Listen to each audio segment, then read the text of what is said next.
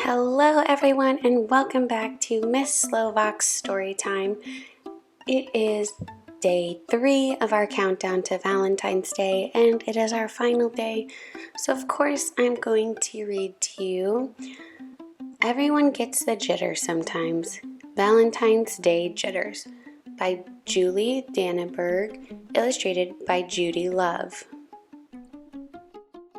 If you have your own copy of this book, go ahead and make sure to grab it now so you can read along with me.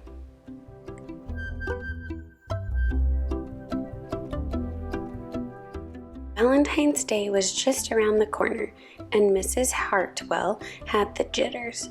She was busy planning the class Valentine's Day party, and she wanted it to be extra special, just like her students.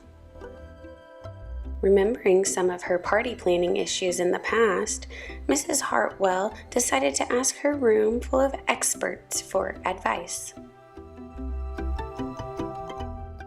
During reading between helping Emmy with a Band-Aid and searching with Jeff to find a just right reading book, she asked students for suggestions on Valentine's Day craft projects. There was a consensus on glitter, glue, ribbons, and lace. After math class, Mrs. Hartwell high-fived Alexandra for knowing her math facts and gave Jack a sticker for not giving up on his. Then she asked the class for party game recommendations. Her students had lots of ideas. Some she could use, some she couldn't. As everyone lined up for recess, Mrs. Hartwell tied Andy's shoelace and reminded Sergio and Olivia to get their coats. Then she asked the students for advice on the perfect party treat. Cake with extra frosting and lots of sprinkles.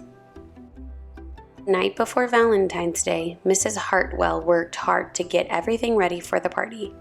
The cake took a lot of time. It was very complicated. The next day, during lunch and recess, she bustled about, setting up the crafts and the games. "Can we see the cake?" the students asked when they came in, excited for another one of Mrs. Hartwell's parties.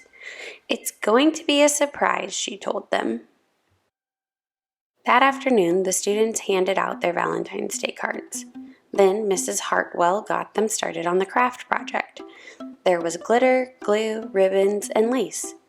It turned out a little bit messier than Miss Hartwell expected. "Oh my," she said. Next up, games. Laughter rang out as students played Pin the Smile on the Teacher, Beanbag Heart Toss, and Candy Heart Bingo. It was a bit livelier than Mrs. Hartwell expected. "Oh dear," she said. Finally, it was time for her extra special cake surprise. Mrs. Hartwell couldn't wait.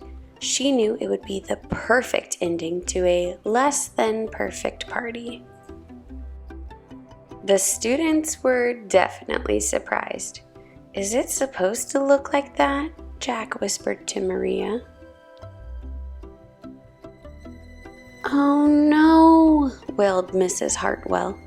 "This party is a disaster. I wanted it to be extra special. I wanted to show you how much I care." For a minute, the students looked confused. Then they laughed. "But you show us that every day," they said. "Silly Miss Hartwell," said Alexandra, patting her on the back. The students decided to take charge. Some of them helped Mrs. Hartwell clean the frosting out of her hair and the glue off of her shoes.